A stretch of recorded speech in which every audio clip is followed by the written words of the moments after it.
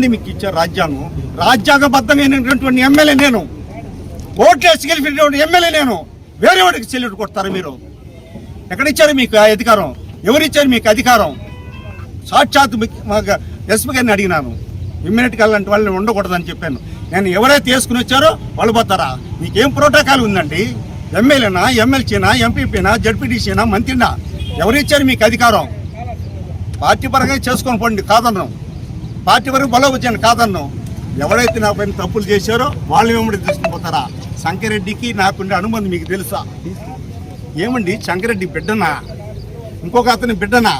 ఒకడు పరిశీలకుడు, ఒకడు కోఆర్డినేటరు, ఇంకోటి ప్రోగ్రామ్ కోఆర్డినేటరు. ఎంతమంది అండి సత్యవాడికి? ఎంతమంది అండి సత్యవాడికి? రిజర్వ్ కాన్స్టిట్యున్సీలో ఇలా చేస్తే గౌరవ ముఖ్యమంత్రికి ఎప్పుడైనా చెప్పాడు మీకు ఇలా చేయమని? ఎందుకంటే అతని పైన నింద వేస్తారు? మా ముఖ్యమంత్రి పైన ఎందుకు వేస్తారు? నా ముఖ్యమంత్రి నాకు అన్నీ చెప్పేశాడు, నన్ను చూసుకోమన్నాడు, నన్ను చేసుకోమన్నాడు, నేను ఇన్ఛార్జ్ అని ఎవరు చెప్పాడు? ముఖ్యమంత్రి చెప్పాడా?